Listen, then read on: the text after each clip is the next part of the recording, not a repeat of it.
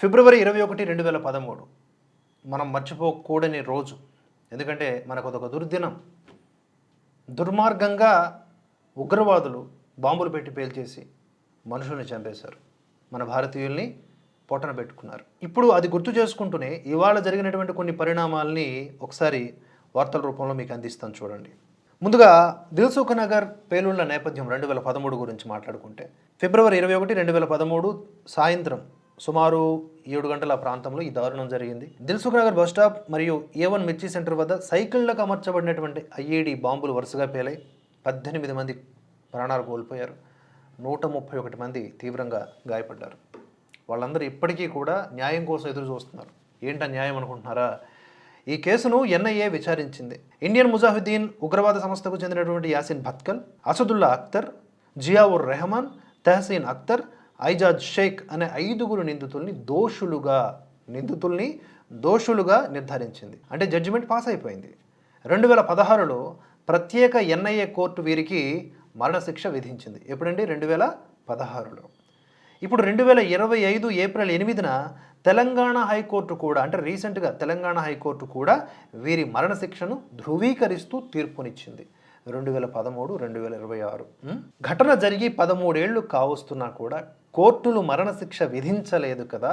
ఆ అమలులో జాప్యం అనేది విపరీతంగా కలుగుతోంది. దీనికి బాధితులే కాదు, యావత్ భారతం ఆవేదన వ్యక్తం చేస్తోంది. దుర్మార్గం కాదా ఇది? ఇవేనా న్యాయ వ్యవస్థలు పనిచేసే తీరు? ఇవేనా ప్రభుత్వాలు వ్యవహరించే విధానం? ఇక్కడ కూడా ఏమన్నా సంతుష్టీకరణ రాజకీయాలు ఉన్నాయా? ఉగ్రవాదానికి మతం లేదంటారు కదా. మనుషులను చంపే నరరూప రాక్షసుల్ని శిక్షించడానికి ఏంటి? ఏమడ్డు వస్తోంది మీకు?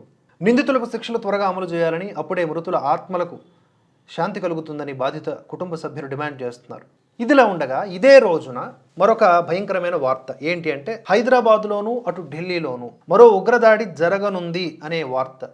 నిఘా వర్గాల సమాచారం ఇది. చెంచలగూడ జైలు కేంద్రంగా అంట లష్కరే తోయిబా ఉగ్రవాది ములాఖతు ద్వారా, అంటే ఉగ్రవాదికి కూడా ములాఖతులు ఇప్పిస్తారు. మన న్యాయస్థానాలు అట్టా ఏడుస్తున్నాయి. మరి ములాఖతు ద్వారా ఈ ఉగ్రవాది తన భార్య మరియు ఇతరులకు సమాచారం అందిస్తూ నగరంలో ఎక్కడెక్కడ బాంబులు ఫిట్ చేయాలి, ఎట్లా మనుషుల్ని చంపాలి అని ప్లాన్ చేస్తున్నాడంట.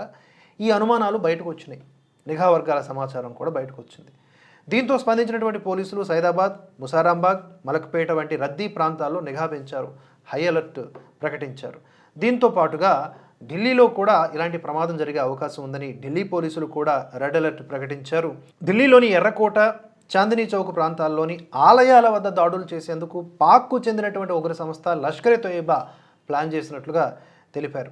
భారీ మొత్తంలో పేలుడు పదార్థాలు వినియోగించే అవకాశాలు ఉన్నాయి. దేశవ్యాప్తంగా ఉన్న ప్రముఖ నగరాల్లో, రద్దీగా ఉండే ప్రదేశాల్లో దాడులు జరిగే అవకాశం ఉంది అంటున్నారు. కాబట్టి ప్రజలు కూడా ఈ రక్షణ చర్యల్లో భాగస్వామ్యం కావాలి. ఎట్లా అంటే, అనుమానాస్పదమైనటువంటి కదలికలు కలిగిన మనుషులు కానీ లేదా వస్తువులు కానీ ఉంటే వెంటనే పోలీసులకు సమాచారం ఇవ్వండి. జనం బాగా ఉన్న చోటకి వెళ్ళిపోకుండా ఆ జనం యొక్క తాకిడిని తగ్గించే విధంగా దూరంగా ఉండండి వీలైనంత. ముఖ్యంగా ఆలయాల్లోకి కిక్కిరిసిపోకుండా, జనం తక్కువ ఉన్నప్పుడు ఆలయాలకు వెళ్ళినా కూడా పుణ్యం వస్తుంది.